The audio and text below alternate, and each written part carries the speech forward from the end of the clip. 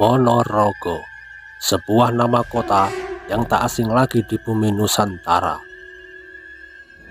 Selain terkenal dengan kesenian reognya, kota Ponorogo mempunyai cerita dan sejarah yang masih berkaitan dengan Wali Songo.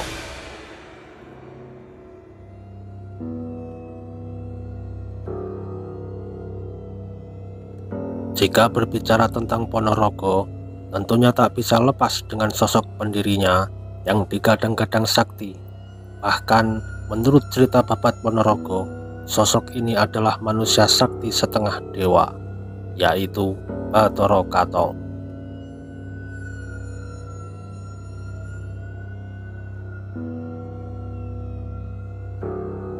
Bagi masyarakat Ponorogo, Bathara Katong diyakini sebagai penguasa pertama Ponorogo, sekaligus pelopor penyebar agama Islam di Ponorogo.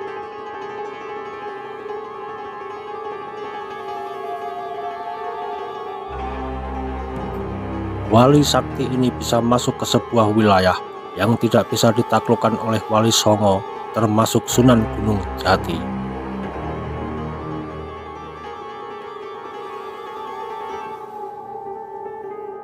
Menurut dari asal-usul Bathara Katong ini sendiri, Bathara Katong merupakan salah seorang putra dari Prabu Brawijaya V dari seorang selir yang bernama Putri Cempa yang beragama Islam. Beliau memiliki nama asli Lembu Kanigoro.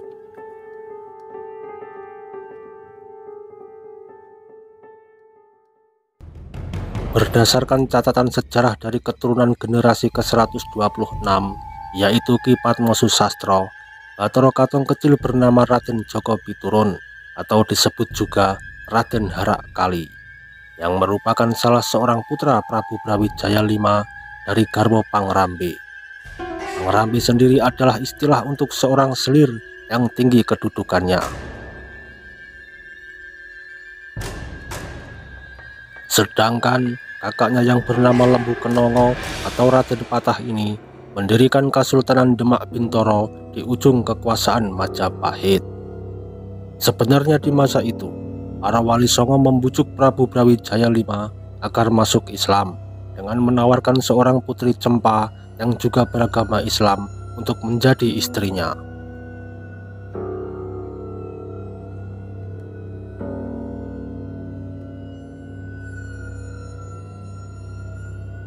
Namun, para Wali Songo itu gagal. Prabu Brawijaya tetap dengan agama lamanya, yaitu Hindu.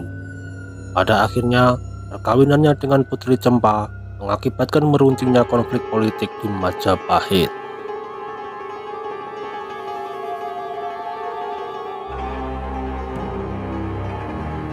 Diperistrinya Putri Cempa oleh Prabu Brawijaya V memunculkan reaksi protes dari elit istana yang lain. Salah satunya dari Pujangga Anom Ketut Surya Ngalam, seorang penganut Hindu yang berasal dari Bali.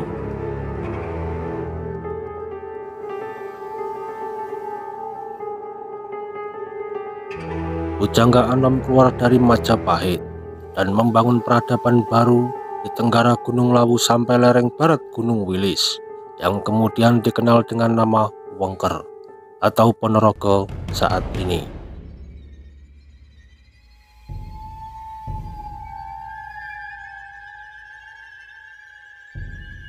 Ki Ageng Kutu Suryo Ngalam ini kemudian dikenal sebagai Ki Ageng Kutu atau Demang Kutu, yang pada akhirnya menjadikan tempat tinggal Ki Ageng Kutu ini dinamakan Kutu.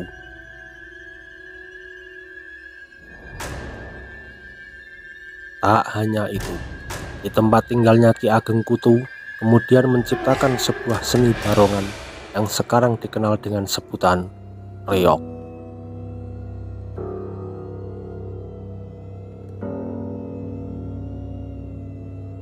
Reog tidak lain merupakan artikulasi kritik simbolik Ki Ageng Kutu terhadap Raja Majapahit kala itu. Disimbolkan dengan kepala harimau dengan dadak merak yang bisa ditundukkan dengan rayuan seorang perempuan.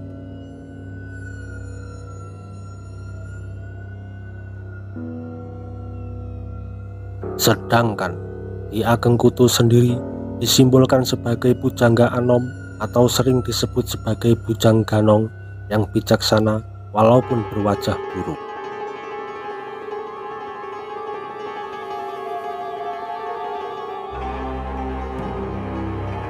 Pada akhirnya, upaya Ki Ageng Kutu untuk memperkuat basis di Ponorogo inilah yang pada masa selanjutnya dianggap sebagai ancaman oleh kekuasaan Majapahit.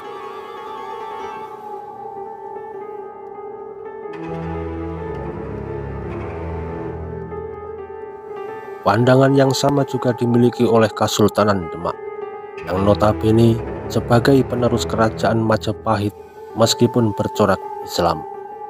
Sunan Kalijaga bersama muridnya Kiai Muslim atau Ki Ageng Mirah mencoba melakukan investigasi terhadap keadaan Ponorogo untuk mencermati kekuatan-kekuatan yang paling berpengaruh di Ponorogo.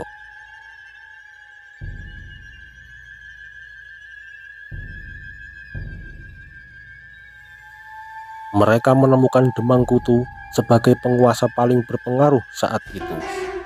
Demi kepentingan ekspansi kekuasaan dan Islamisasi, penguasa Demak mengirimkan seorang putra terbaiknya, yaitu Lembu Kanigoro, yang kemudian dikenal luas dengan nama Bathara Katong.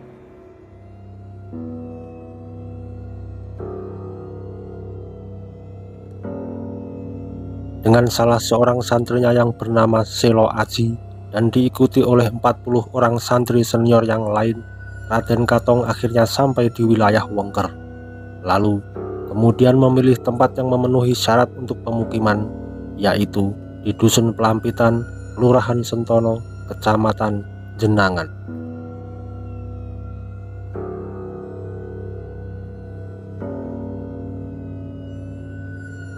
Saat Bathara Katong datang memasuki Ponorogo, kebanyakan masyarakat Ponorogo adalah penganut Buddha, animisme, dan dinamisme.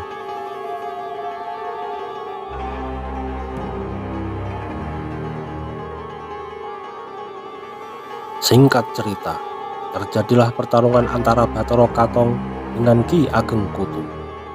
Di tengah kondisi yang sama-sama kuat, Bathara Katong kehabisan akal untuk menundukkan Ki Ageng Kutu.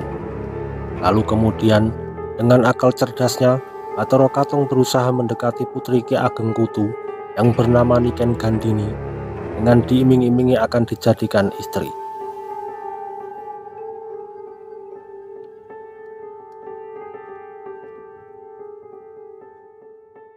Niken Gandini inilah yang dimanfaatkan oleh Bathara Katong untuk mengambil pusaka Koro Welang, sebuah pusaka pamungkas dari Ki Ageng Kutu.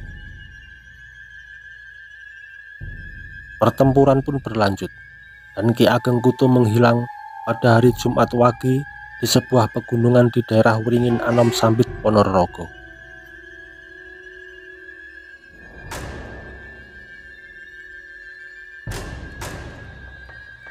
Tempat menghilangnya Ki Ageng Kutu ini disebut dengan Gunung Bajin yang terletak di kawasan Bungkal. Bathara Katong kemudian mengatakan bahwa Ki Ageng Kutu hendak moksa dan terlahir kembali di kemudian hari. Hal ini mungkin dilakukan untuk meredam kemarahan warga atas meninggalnya Ki Ageng Kutu. Sesudah Ki Ageng Kutu menghilang, Bathara Katong mengumpulkan rakyat Ponorogo dan berpidato bahwa dirinya adalah Bathara, manusia setengah dewa. Hal ini dilakukan karena warga Ponorogo saat itu sedang mempercayai keberadaan dewa-dewa dan Bathara.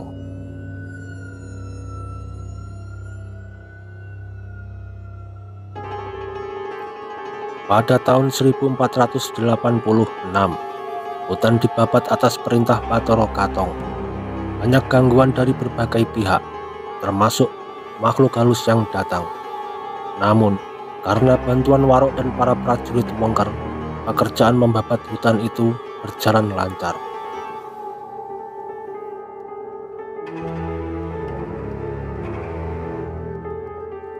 Lalu setelah itu, bangunan-bangunan didirikan sehingga warga pun berdatangan.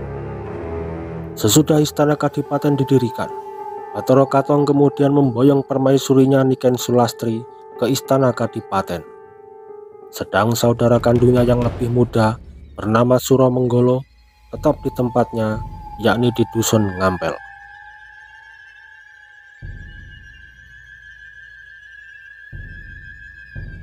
Oleh Bathara Katong, kawasan yang baru saja didirikan itu diberi nama Prana Raga, yang berasal atau diambil dari sebuah istilah babat legenda Pramana Raga.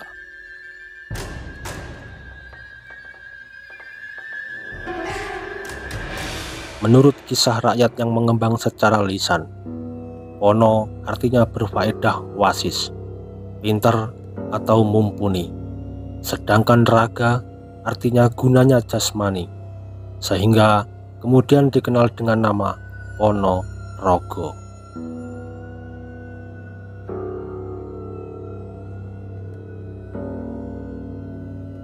Bathara Katong kemudian menjadi adipati di Ponorogo. Menurut Handbook of Oriental History, hari wisuda Bathara Katong sebagai adipati di Kadipaten Ponorogo yaitu pada hari-hari pertama Pon, tanggal 1 bulan Besar tahun 1418 Saka, bertepatan dengan tanggal 11 Agustus 1496 atau 1 Zulhijjah 901 Hijriah. Kemudian tanggal 11 Agustus dikuatkan sebagai hari jadi Kabupaten Ponorogo.